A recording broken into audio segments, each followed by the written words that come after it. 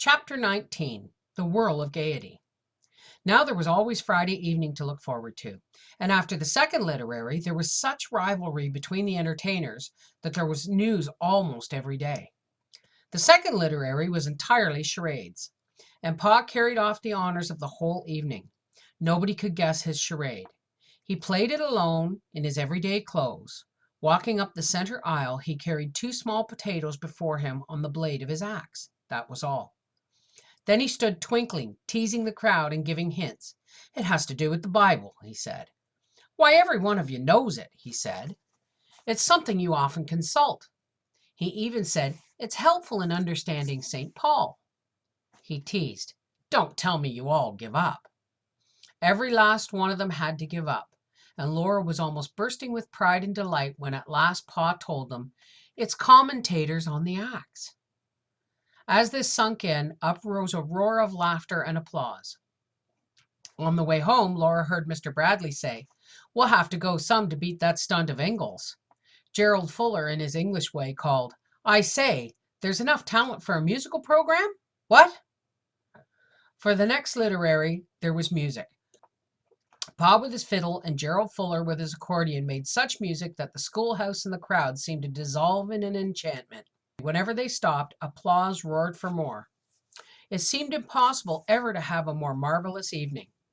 But now the whole town was aroused, and families were driving in from the homestead claims to attend the literaries.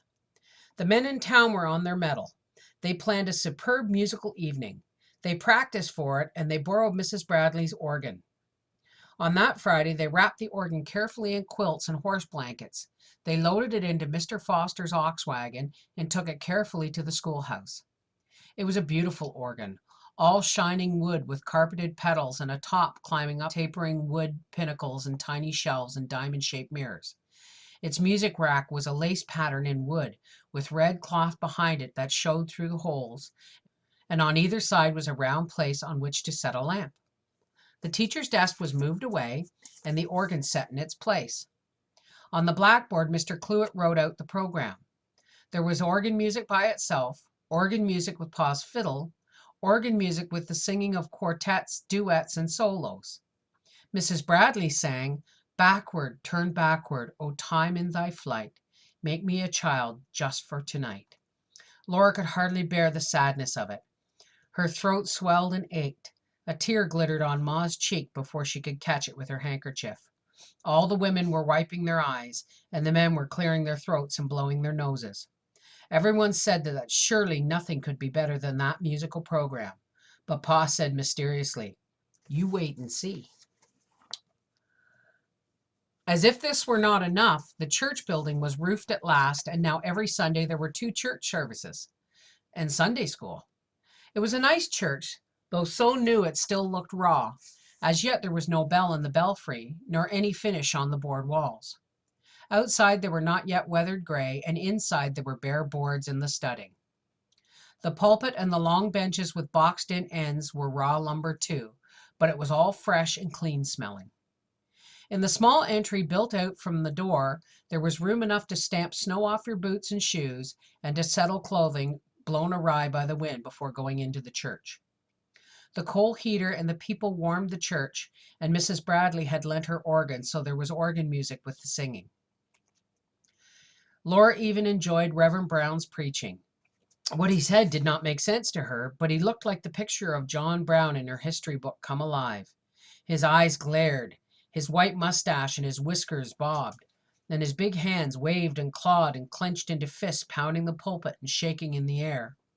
Laura amused herself, too, by changing his sentences in her mind to improve their grammar. She need not remember the sermon, for at home Pa required her and Carrie only to repeat the text correctly. Then, when the sermon was over, there was more singing. Best of all was hymn 18, when the organ notes rolled out and everybody vigorously sang. "We are going forth with our staff in hand, through a desert wild in a stranger land. But our faith is bright and our hope is strong, and the good old way is our pilgrim's song." Then all together, letting out their voices in chorus louder than the swelling organ song, "'Tis the good old way by our fathers trod, 'tis the way of life, and it leadeth unto God. 'Tis the only path to the realms of day. We're going home in the good old way. With Sunday school and morning church, Sunday dinner and dishes, and going to church again in the evening, every Sunday fairly flew past. There was school again on Monday and the rising excitement of waiting for the Friday literary. Saturday was not long enough for talking it all over. Then Sunday came again. As if this were not more than enough, the Ladies' Aid planned a great celebration of Thanksgiving to help pay for the church. It was to be a New England supper. Laura rushed home from school to help Ma peel and slice and stew down the biggest pumpkin that Pa had raised last summer. She carefully picked over and washed a whole quart of the small white navy beans, too. Ma was going to make a mammoth pumpkin pie and the largest milk pan full of baked beans to take to the New England supper. There was no school on Thanksgiving Day. There was no Thanksgiving dinner either. It was a queer blank day, full of anxious watching of the pie and the beans and of waiting for the evening. In the afternoon, they all took turns bathing in the wash tub in the kitchen by daylight. It was so strange to bathe by daylight, and on Thursday. Then Laura carefully brushed her school dress and brushed and combed and braided her hair and curled her bangs afresh. Ma dressed in her second best, and Pa trimmed his whiskers and put on his Sunday clothes. At lamp lighting, they were all hungry for supper.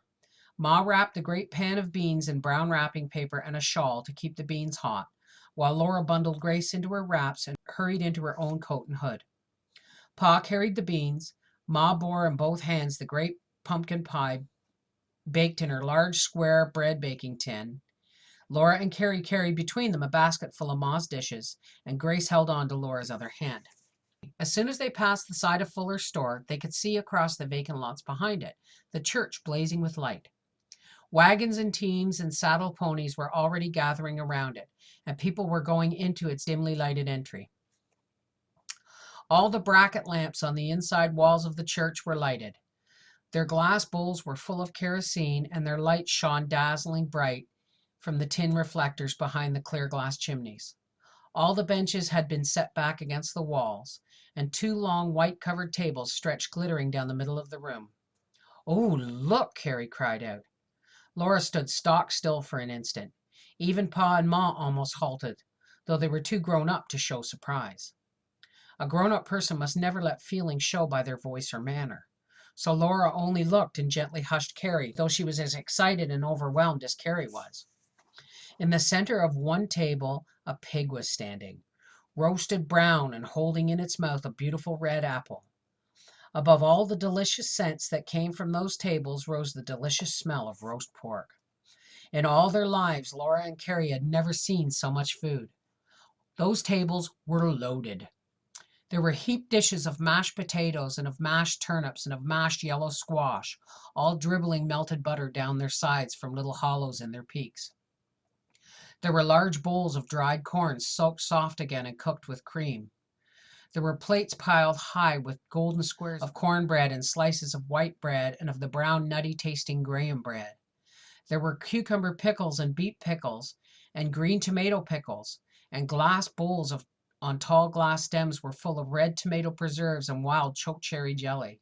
On each table was a long, wide, deep pan of chicken pie with steam rising through its slits in its flaky crust. Most marvelous of all was the pig. It stood so lifelike, propped up by short sticks above a great pan filled with baked apples. It smelled so good. Better than any smell of any other food was that rich, oily brown smell of roasted pork that Laura had not smelled for so long. Already people were sitting at tables, filling and refilling their plates, passing dishes to each other, eating and talking. Already the rich, pale meat, steaming hot inside its rim of crackling brown fat, was being sliced away from the side of the pig. "How much pork have you got there?" Laura heard a man ask as he passed his plate for more.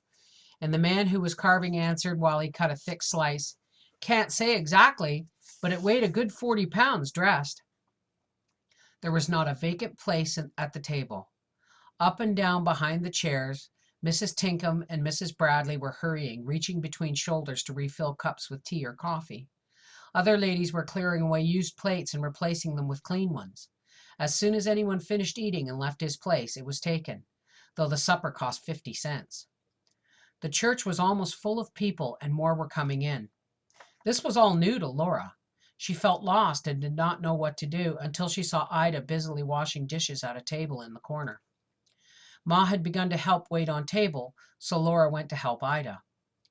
"Didn't you bring an apron?" Ida asked. "Then pin this towel on so I can't splash your dress." Being a minister's daughter, Ida was used to church work. Her sleeves were rolled up, her dress was covered by a big apron, and she laughed and chattered while she washed dishes at a great rate, and Laura as swiftly wiped them.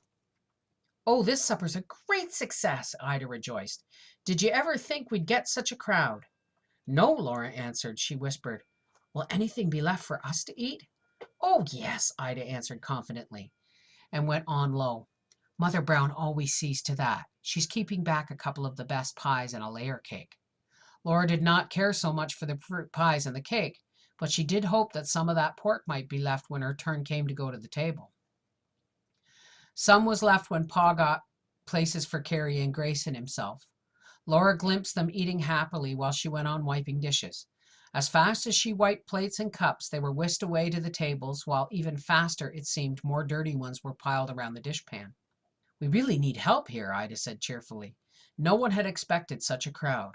Ma was fairly flying about, and so were most of the other ladies. Faithfully, Laura kept on wiping dishes. She would not leave Ida to cope with them alone, though she grew hungrier and hungrier and had less and less hope for getting anything to eat. It was a long time before the tables began to be deserted. At last, only the members of the Ladies' Aid, Ida and Laura, were still hungry.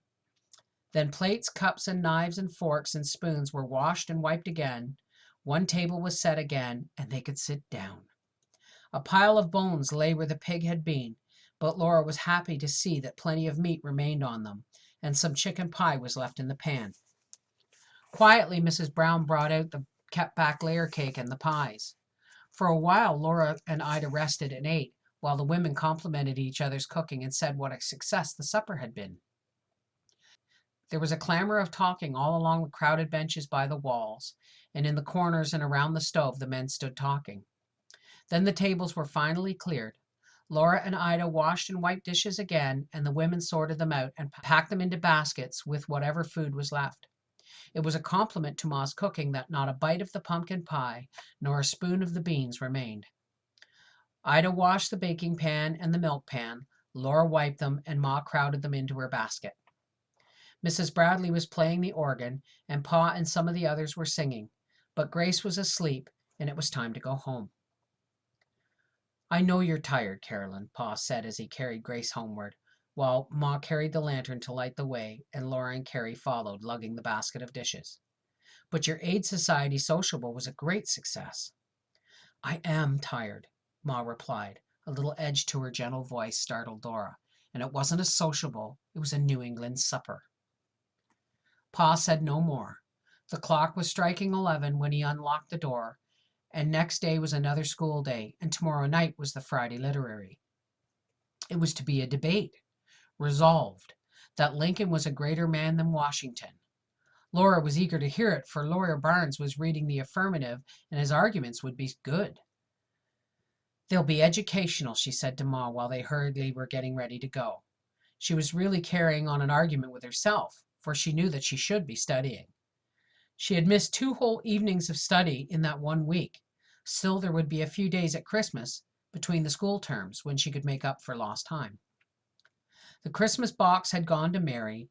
In it, Ma carefully placed the nubia that Laura had crocheted of soft, fleecy wool, as white as the big snowflakes falling gently outside the windows. She put in the lace collar that she had knitted of the finest white sewing thread. Then she put in 6 handkerchiefs that Carrie had made of thin lawn. 3 were edged with narrow machine-made lace, and 3 were plainly hemmed. Grace could not yet make a Christmas present, but she had saved her pennies to buy a half a yard of blue ribbon, and Ma had made this into a bow for Mary to pin at her throat on the lace collar. Then they had all written a long Christmas letter, and into the envelope Pa put a $5 bill. "That will buy the little things she needs," he said. Mary's teacher had written, praising Mary highly. The letter said, too, that Mary could send home an example of her beadwork if she could buy the beads, and that she needed a special slate to write on, and that perhaps later on they would wish her to own another kind of special slate on which to write Braille. a kind of writing that the blind could read with their fingertips. Mary will know that we're all thinking of her at Christmas time, said Ma, and they were all happier in knowing that the Christmas box was on its way. Still, without Mary, it was not like Christmas. Only Grace was wholly joyous when at breakfast they opened the Christmas presents. For Grace there was a real doll, with a china head and hands, and little black slippers sewed on her cloth feet. Pa had put rockers on a cigar box to make a cradle for the doll, and Laura and Carrie and Ma had made little sheets and a pillow and a wee patchwork quilt, and had dressed the doll in a nightgown and nightcap. Grace was perfectly happy. Together, Laura and Carrie had bought a German silver thimble for Ma and a blue silk necktie for Pa. And at Laura's plate was the blue gilt book, Tennyson's Poems. Pa and Ma did not guess that she was not surprised. They had brought from Iowa a book for Carrie, too, and kept it hidden. It was Stories of the Moorland. That was all there was to Christmas. After the morning's work was done, Laura at last sat down to read The Lotus Eaters. Even that poem was a disappointment, for in the land that seemed always afternoon, the sailors turned out to be no good. They seemed to think they were entitled to live in that magic land and lie around complaining. When they thought about bestirring themselves, they only whined, "Why should we ever labor upon the laboring wave?" Why indeed, Laura thought indignantly. Wasn't that a sailor's job, to ever labor upon the laboring wave? But no, they wanted dreamful ease. Laura slammed the book shut. She knew there must be beautiful poems in such a book, but she missed Mary so much that she had no heart to read them. Then Pa came hurrying from the post office with a letter. The handwriting was strange, but the letter was signed Mary. She wrote that she placed the paper on a grooved metal slate, and by feeling the grooves she could form letters with a lead pencil. This letter was her Christmas present to them all. She wrote that she liked college and that the teacher said she was doing well in her studies. She was learning to read and to write Braille. She wished that she might be with them on Christmas, and that they must think of her on Christmas Day as she would be thinking of them all. Quietly the day went by after the letter was read. Once Laura said, "If only Mary was here, how she would enjoy the literaries." Then suddenly she thought how swiftly everything was changing. It would be 6 more years before Mary came home, and nothing could ever be again the same as it had been. Laura did no studying at all between those school terms, and January went by so quickly that she had hardly time to catch her breath. That winter was so mild that school was not closed for even one day. Every Friday night was a literary, each more exciting than the last. There was Mrs. Jarley's waxworks. From miles around, everyone came that night. Horses and wagons and saddle ponies were tied all to the hitching posts. The brown Morgan stood covered with neatly buckled blankets, and Almanza Wilder stood with Cap Garland in the crowded schoolhouse. A curtain of white sheets hid the teacher's platform. When this curtain was drawn aside, a great gasp went up, for all along the wall and across each end of the platform was a row of wax figures, life-size. At least they looked as if they were made of wax. Their faces were white as wax, except for painted-on black eyebrows and red lips. Draped in folds of white cloth, each figure stood as motionless as a graven image. After some moments of gazing on those waxen figures, Mrs. Jarley stepped from behind the drawn-back curtain. No one knew who she was. She wore a sweeping black gown and a scoop bonnet, and in her hand she held the teacher's long pointer. In a deep voice she said, "George Washington, I command thee, live and move." With the pointer she touched one of the figures. The figure moved. In short, stiff jerks, one arm lifted and raised from the folds of white cloth a wax-like hand gripping a hatchet. The arm made chopping motions with the hatchet. Mrs. Jarley called each figure by its name, touched it with the pointer, and each one moved jerkily. Daniel Boone raised and lowered a gun. Queen Elizabeth put on and took off a tall gilt crown. Sir Walter Raleigh's stiff hand moved a pipe to and from his motionless lips. One by one, all those figures were set in motion. They kept on moving in such a lifeless, waxen way that one could hardly believe that they were really alive. When finally the curtain was drawn to, there was one long, deep breath and then wild applause. All the wax figures, naturally alive now, had to come out before the curtain, while louder and louder grew the applause. Mrs. Jarley took off her bonnet and was Gerald Fuller. Queen Elizabeth's crown and wig fell off, and she was Mr. Bradley. There seemed no end to the hilarious uproar. This is the climax, surely, Ma said on her way home. You can't tell, Pa said teasingly, as if he knew more than he would say. This whole town has its ginger up now. Mary Power came the next day to visit Laura, and all afternoon they talked about the waxworks. That evening, when Laura settled down to study, she could only yawn. I might as well go to bed, she said. I'm too sleepy. And then she yawned enormously. This will make 2 evenings you've lost this week, said Ma, and tomorrow night there's church. We're living in such a whirl of gaiety lately that I declare. Was that a knock at the door? The knock repeated, and Ma went to the door. Charlie was there, but he would not come in. Ma took an envelope that he handed her and shut the door. This is for you, Laura, she said. Carrie and Grace looked on wide-eyed, and Pa and Ma waited while Laura read the address on the envelope. Miss Laura Ingalls, De Smet, Dakota Territory. Why, what in the world, she said. She slit the envelope carefully with a hairpin and drew out a folded sheet of gilt-edged notepaper. She unfolded it and read aloud. Ben M. Woodworth requests the pleasure of your company at his home Saturday evening, January 28th. Supper at 8 o'clock. Just as Ma sometimes did, Laura sat limply down. Ma took the invitation from her hand and read it again. It's a party, Ma said. A supper party. Oh, Laura, you're asked to a party, Carrie exclaimed, and then she asked, What's a party like? I don't know, Laura said. Oh, Ma, what will I do? I never went to a party. How must I behave at a party? You have been taught how to behave wherever you are, Laura, Ma replied. You need only behave properly as you know how to do. No doubt this was true, but it was no comfort to Laura.